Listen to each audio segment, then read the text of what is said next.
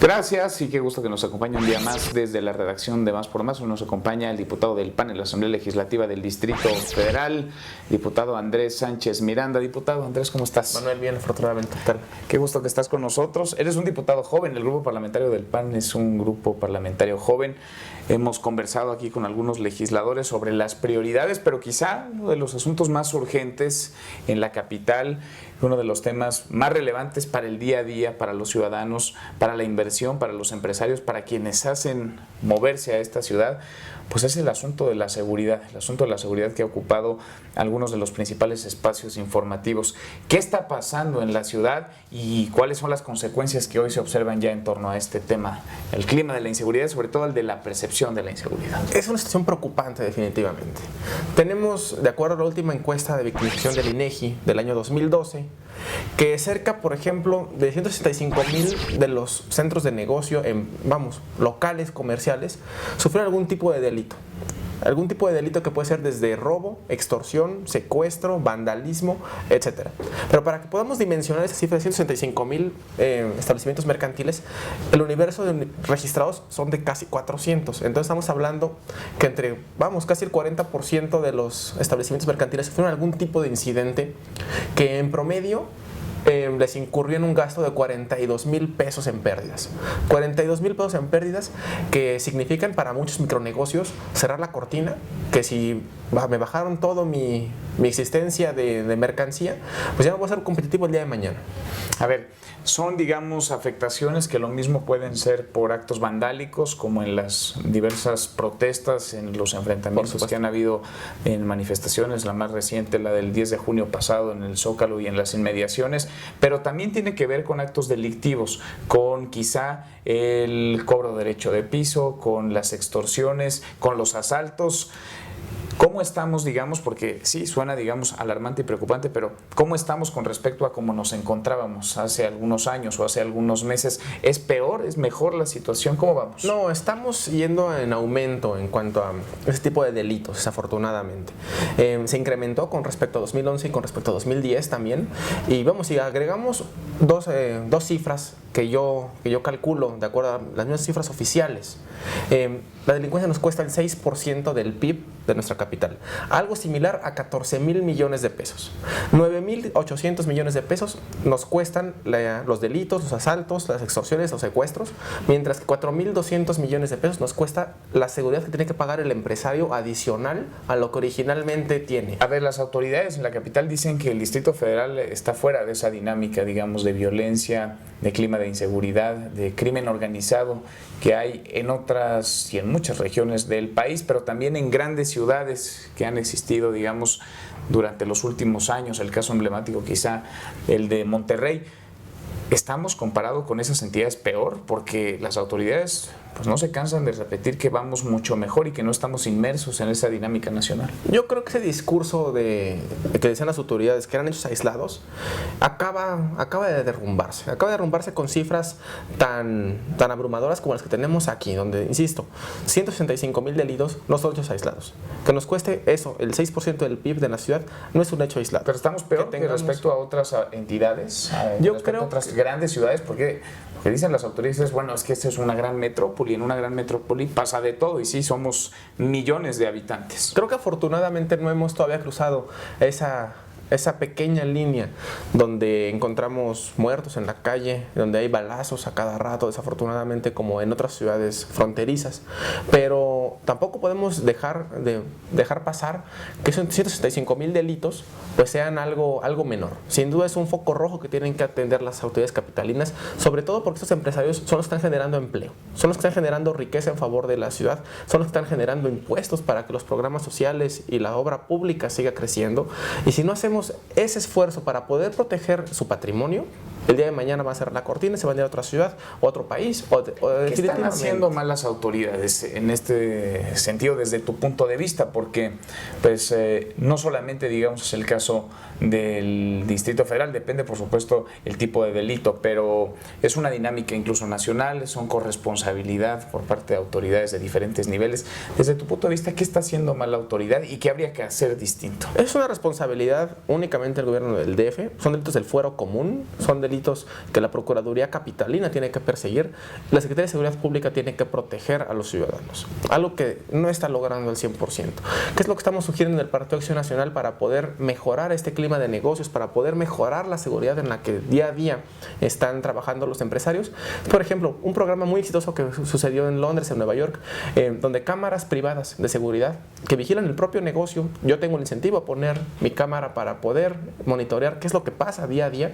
Esa cámara se pudiera conectar a la red de seguridad, a la red de cámaras que maneja la Secretaría de Seguridad Pública, que el día de hoy son hechos aislados, son esfuerzos independientes, el que hace el empresario que el que hace las autoridades. A ver, pero hay más de 10,000 cámaras, 10,000 cámaras que funcionan y que son ojos por toda la ciudad. ¿Esas no funcionan? ¿Esas no sirven? Sin duda aportan, pero creo que hace falta mucho más en cuanto al monitoreo y sobre todo vamos a la protección del patrimonio del empresario, que es el local comercial, que no únicamente son los cruces peligrosos, que son los que tienen básicamente las cámaras de seguridad, proteger al transeúnte. Creo que tenemos que proteger mucho al generador de riqueza en cuanto a generador también de empleo. Insisto, estas cámaras que ya existen, que podrían ser más de 10,000, porque tenemos cerca de 400,000 establecimientos mercantiles, que podrían hacer un esfuerzo conjunto con la ciudad. Un esfuerzo conjunto en beneficio de los capitalinos, donde las investigaciones serían mucho más rápidas. Por ejemplo, tenemos... Pero ahí, digamos, ya estamos hablando de la parte de cómo damos con quien haya cometido un delito. El asunto quizá tendría que estar en cómo vamos a prevenir que no ocurran esa comisión de delitos. Tú hablas de que la responsabilidad es únicamente del gobierno del Distrito Federal. Señalas que son delitos del Fuero Común y son delitos que tendría que estar investigando la Procuraduría Capitalina. ¿Qué hacemos para que no haya esos delitos? ¿A qué delitos, digamos, en lo particular te estás refiriendo para conocer, para entender la dimensión de estos y para tratar de prevenir que no se cometan? Sin duda. A lo que me refiero son a los que contabiliza la encuesta de victimización, que son secuestro, extorsión, robo y actos vandálicos. ¿Qué es lo que tenemos que hacer? Pues sin duda, insisto, creo que no es únicamente la Cámara en favor de la investigación y en favor de dar con el responsable, sino la Cámara también como un desincentivo a cometer el acto vandálico. Cuando vemos un policía, cuando vemos una cámara, sin duda, pues el incentivo a cometer este acto pues va a la baja y es ir a otro lado donde no exista. Entonces, ahora, sobre estos establecimientos mercantiles de los que hablas, me imagino que la gran mayoría no son los grandes establecimientos mercantiles, son incluso negocios familiares, son pequeños locales, tiendas de abarrotes, tienen los recursos para gastar en una videocámara o en un sistema de monitoreo. Eso es lo más preocupante, que la mayor parte de ellos sí están gastando en seguridad extra. Ahora, tú propones que todo eso se comunique a la Secretaría de Seguridad Pública. Exacto. O sea, estaríamos hablando que habría al menos 400,000 cámaras más.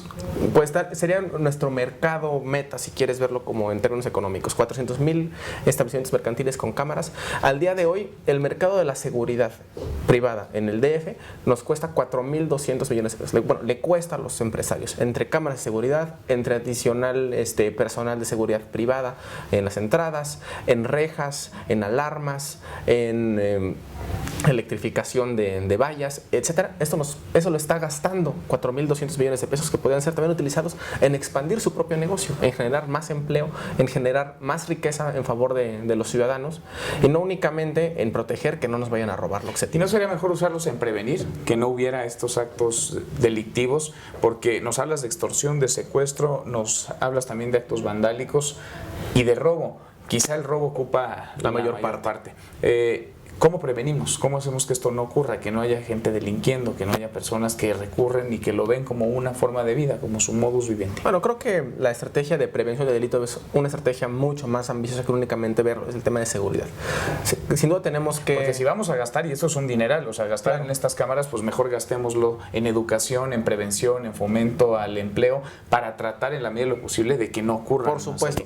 Y esa parte le corresponde sin duda a las autoridades del Ejecutivo, en vía Secretaría de Desarrollo Social, por ejemplo, tener programas en los cuales los jóvenes puedan integrarse en el tejido social de sus propias colonias, que no delincan, que no tengan que caer en la drogadicción. Ahí tenemos varias propuestas. También tenemos una propuesta de fomento económico. Sin duda, si tenemos crecimiento, si tenemos empleo, también hay un incentivo menor a formar parte del crimen o del crimen organizado.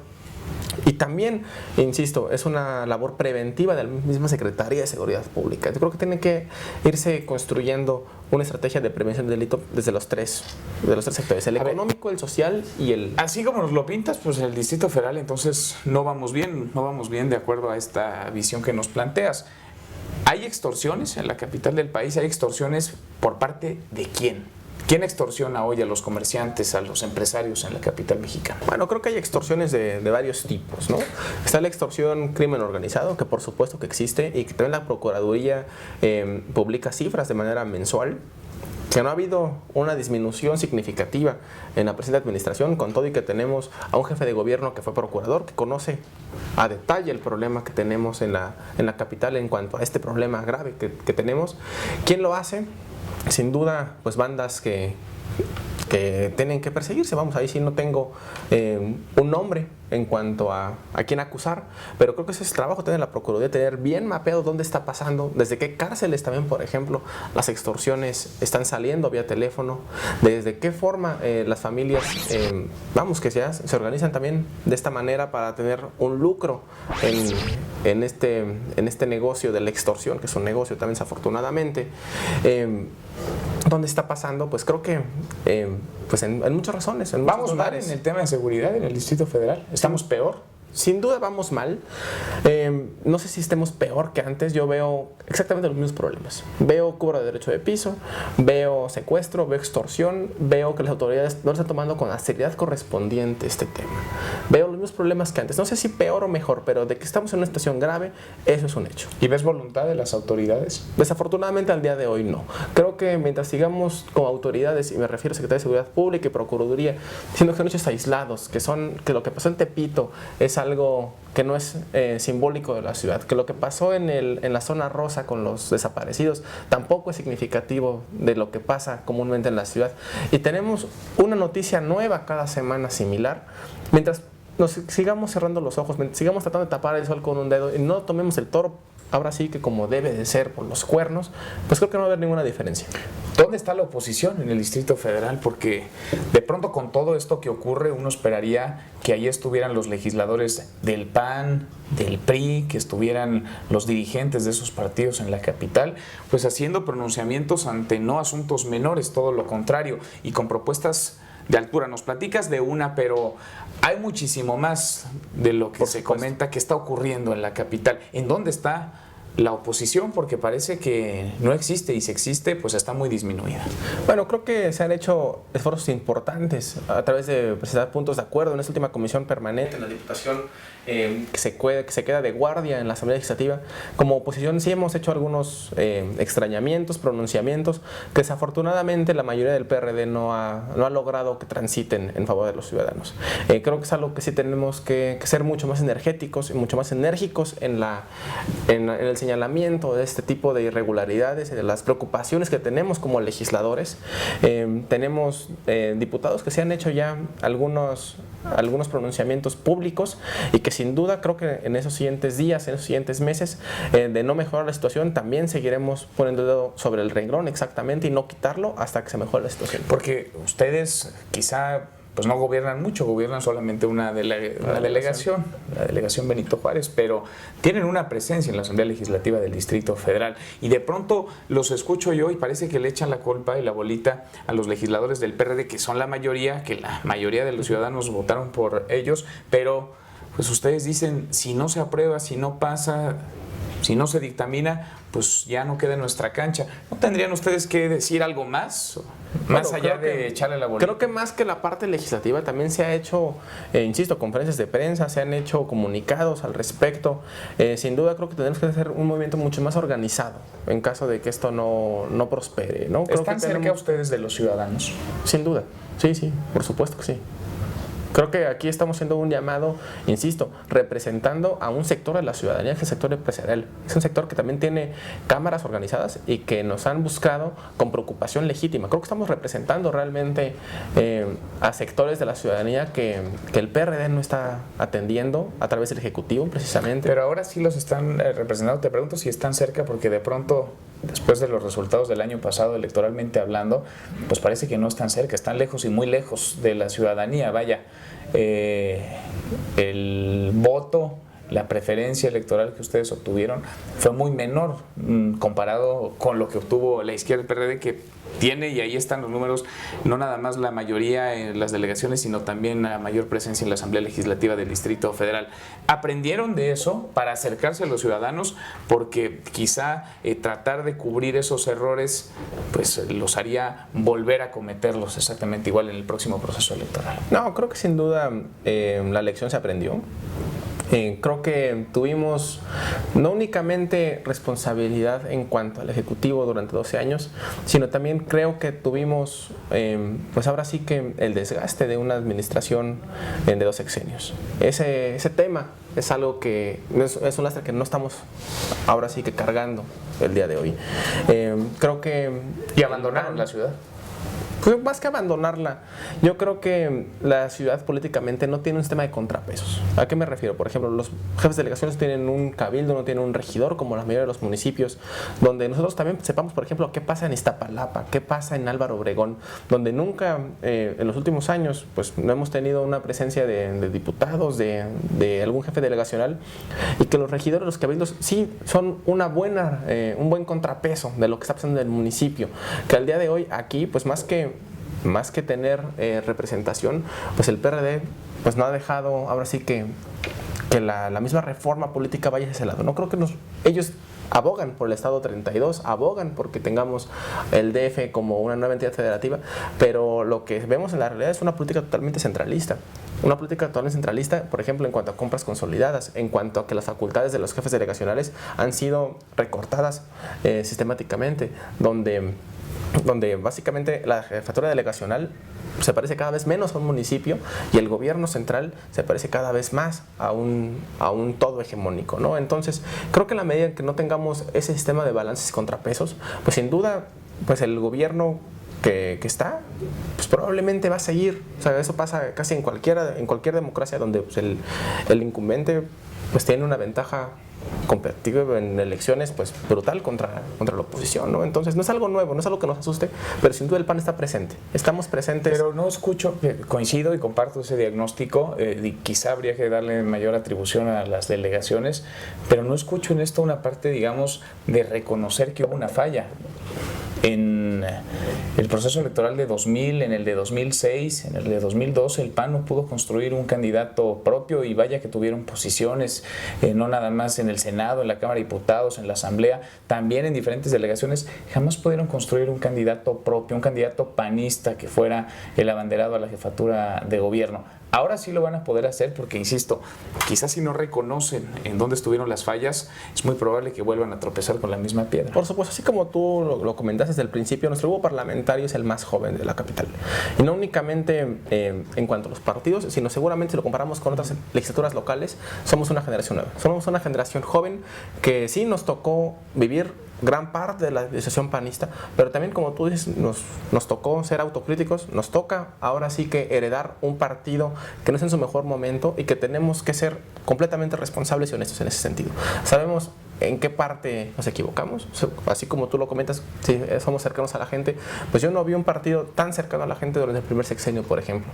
Nuestro partido, y no me da pena reconocerlo, pues fue un partido que salió pues del apoyo ciudadano, de percepción, que no tenemos una estructura clientelar como tienen otros partidos, que nosotros tuvimos que convencer a los ciudadanos que éramos la mejor opción, y pues el momento en el cual los cambios no se dieron al paso acelerado que esperábamos, pues ese mismo voto que fue no clientelar, que fue no corporativista, pues lo perdimos desafortunadamente. ¿Cuál es el reto?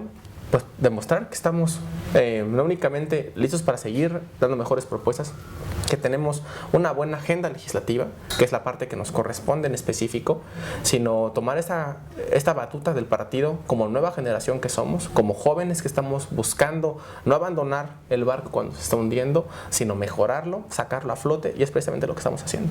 ¿No les pega la novatez? En la Asamblea Legislativa del Distrito Federal solamente hay 2 legisladores con experiencia legislativa previa. ¿No les pega en este sentido? Yo no lo veo así. Pues hacemos ahora sí que una numeralia bastante sencilla de un conteo de qué tan productivos hemos sido cada uno de los legisladores. Pues el PAN propuso pues casi exactamente el mismo número de iniciativas que propuso el PRD, únicamente 2 menos, con la tercera parte de los diputados. Y en puntos de acuerdo estuvimos solamente 1 abajo. Entonces, en ese sentido, pues sin duda creo que somos un grupo parlamentario joven pero productivo. Han cumplido hasta ahora. Sin duda, creo que hemos tenido ese brío, ese ánimo de seguir demostrando para qué fuimos electos como legisladores, y esa misma energía, esa juventud, pues aprovecharla para hacer un buen partido, un buen grupo parlamentario. Y vamos, la producción ahí está, la producción de iniciativas ahí está. Andrés, diputado, habrá muchísimo que seguir platicando. Yo te agradezco que hayas venido con nosotros. Un placer, Manuel, siempre que estaremos aquí cuando nos Gracias, muchísimas gracias. Es el diputado del PAN en la Asamblea Legislativa del Distrito Federal, Andrés Sánchez Miranda. Gracias por vernos. Nos encontramos la próxima aquí desde la redacción de Más por Más.